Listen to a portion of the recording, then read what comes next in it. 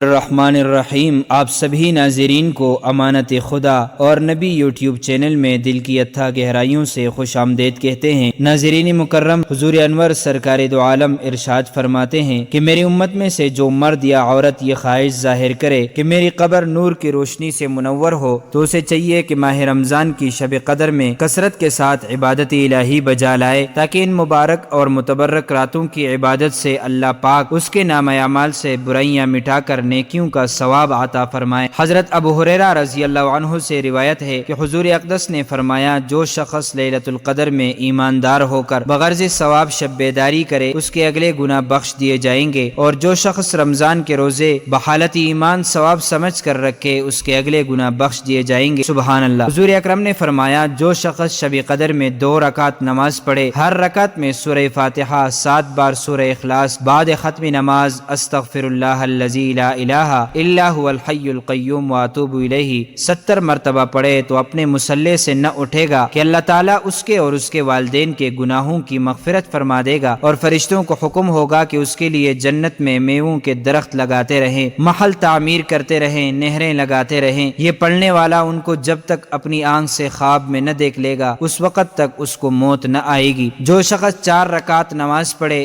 ہر رکعت میں سورہ فاتحہ کے بعد 1 بار سورہ تکاثر اور سورہ اخلاص 3 بار پڑھے، اس پر موت کی سختی آسان ہوگی، عذاب قبر اٹھ جائے گا، اس کو جنت میں 4 ستون ملیں گے جن کے ہر ستون پر 1000 محل ہوں گے۔ عابدوں اور زاہدوں کے طریقے کے مطابق ان 5 طاقراتوں میں اس طریقے سے نوافل پڑھے جائے جن کا ثواب بے پناہ ہے۔ لیکن اب سوال پیدا ہوتا ہے کہ شب قدر کون سی رات ہے؟ اس لیے کہ شریعت نے تو اس کی تعین نہیں کی، اس لیے نبی کریم صلی اللہ علیہ وسلم نے فرمایا کہ شب قدر کو رمضان المبارک کے آخری طاقراتوں میں شمار کر، چنانچہ ان طاقراتوں میں 21ویں شب اور 23ویں شب پر میں ویڈیوز بنا چکا ہوں، اینڈ سکرین پر میں دے دوں گا، آپ اسے ملاحظہ فرمائیں۔ ناظرین مکرم، 25ویں شب کو 4 رکعت نماز 2 سلام سے پڑھے، ہر رکعت میں بعد سورہ فاتحہ کے سورہ قدر 3 مرتبہ، سورہ اخلاص 3 مرتبہ پڑھے، بعد سلام کے 70 دفعہ یہ استغفار پڑھے۔ یہ نماز بخشش کے لیے بہت ہی افضل ہے۔ اسی طرح 25ویں شب کو 2 رکعت نماز پڑھے، ہر رکعت میں بعد سورہ فاتحہ کے سورہ قدر 1 مرتبہ، سورہ اخلاص 15 مرتبہ پڑھے، بعد سلام کے 70 دفعہ کلمہ شہادت پڑھے۔ یہ نماز عذاب قبر سے نجات کے لیے بہت افضل ہے۔ ماہ رمضان کی 25ویں شب کو 7 مرتبہ سورہ دخان پڑھے، انشاءاللہ اس سورت کے پڑھنے کے باعث عذاب قبر سے اللہ پاک محفوظ فرمائے گا۔ 7 مرتبہ سورہ فتح پڑھنا ہر کسی کے لیے بہت ہی افضل ہے۔ ناظرین مکرم، آپ ملاحظہ فرمائیں کہ شریعت نے نہ زر مانگنے کو بتایا، نہ زمین، نہ دن، نہ دولت، کیا مانگا جائے، صرف معافی۔ بات اصل میں یہ ہے کہ آخرت کا معاملہ سب سے زیادہ کٹن ہے، وہاں اللہ کے معاف فرمانے سے کام چلے گا۔ اگر معافی نہ ہوئی اور خدا نہ خواستہ عذاب میں گرفتار ہوئے تو دنیا کی ہر نعمت اور ہر لذت اور دولت و ثروت بیکار ہوگی۔ اصل شے معافی اور مغفرت ہی ہے۔ ایک حدیث میں ارشاد ہے، جو شخص لیلۃ القدر میں ایمان کے ساتھ ثواب کی نیت سے عبادت کے لیے کڑا رہا، اس کے پچھلے تمام گناہ معاف کر دیے جائیں گے۔ مسجد میں معتکف کو اس لیے تو لایا گیا کہ شب قدر کی تلاش سہل ہو، کیونکہ بہت سے آدمی ہوں گے، جب سب ایک ہی کام میں مشغول ہوں گے تو دل بھی لگ جائے گا۔ اس میں بھی عجیب حکمت ہے کہ شب قدر کی تاریخ معین نہیں کی، کیونکہ مقصود 5 راتوں میں جگانا ہے۔ پھر سبحان اللہ، اس میں کیسا اعتدال کہ متواتر 5 راتوں میں نہیں جگایا، 1 رات جگایا اور 1 رات سلایا، اور پھر اس سونے میں بھی ثواب جاگنے کا دیا۔ ام المومنین حضرت عائشہ فرماتی ہیں، حضور نے ارشاد فرمایا کہ لیلۃ القدر کو رمضان کے آخری عشرے کی طاقراتوں میں تلاش کر۔ معزز ناظرین و سامعین، یہ تھی ہماری آج کی ویڈیو۔ ہم پر امید ہے کہ آپ کو ہماری آج والی ویڈیو پسند آئی ہوگی۔ اس طرح کی مزید اسلامی معلومات کے لیے امانت خدا اور نبی یوٹیوب چینل کو سبسکرائب کیجئے۔ اگر زندگی کے لمحات مزید باقی رہے تو آپ کے لیے ایک اور بہترین ویڈیو بطور تحفہ اللہ تعالیٰ کی رضا کی خاطر پیش کروں گا۔ تب تک کے لیے مجھے دیجیے اجازت۔ اللہ تعالیٰ سے دعا ہے کہ اللہ تعالیٰ ہمیں رمضان کے صدقے معاف فرمائے، آمین۔